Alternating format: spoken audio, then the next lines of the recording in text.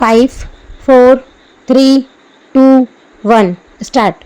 माननीय उपसभापति महोदय, इस बजट पर पिछले कई दिनों से चर्चा चल रही है, जिसमें इस माननीय सदन के कई सदस्यों ने अपने अपने विचार रखे हैं, किंतु इन सदस्यों में से किसी ने भी महंगाई के विषय में विस्तार से कुछ नहीं कहा है।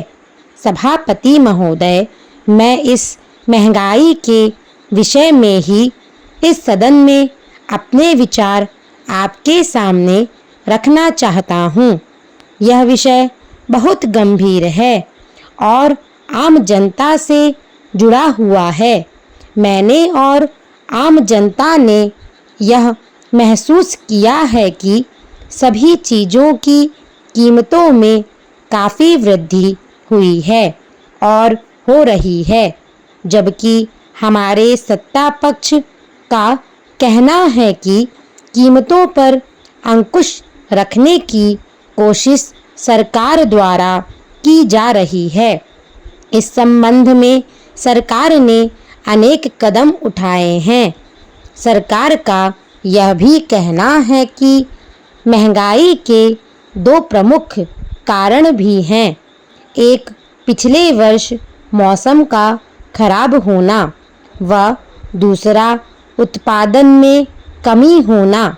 अध्यक्ष महोदय, मैं इन दोनों कारणों से बिल्कुल सहमत नहीं हूँ, क्योंकि यदि उत्पादन में किसी कारण से कमी होती है तो यह सरकार की जिम्मेदारी बनती है कि वह उस कारण को दूर कर उत्पादन को बढ़ाने को बढ़ावा दे, तथा यदि इसके बाद भी उत्पादन में कमी रहती है तो आम जनता से जुड़ी हुई चीज़ों को बाहर से मंगाए।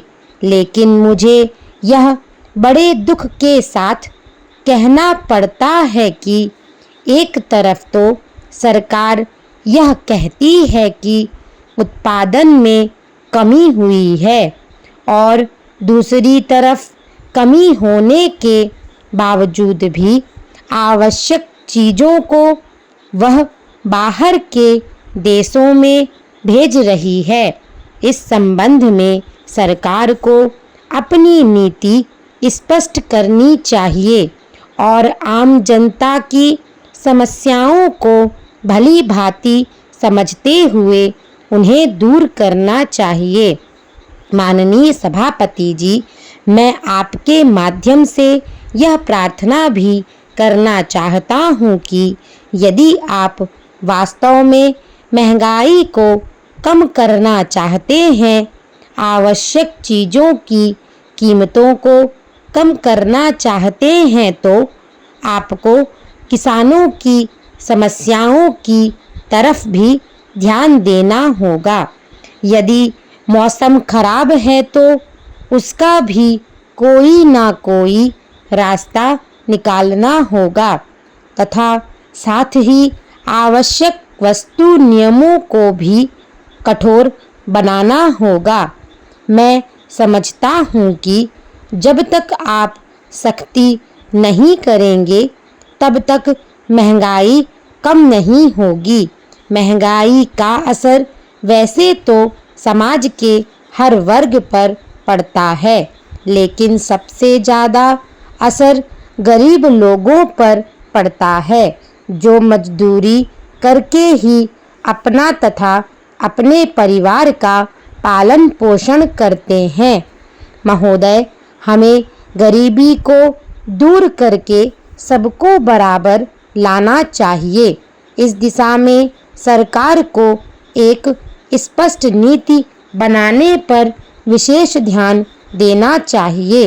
रोजगार के साधन उपलब्ध कराने चाहिए तथा उनको बैंकों से सस्ती दर पर कर्ज उपलब्ध कराना जाना चाहिए।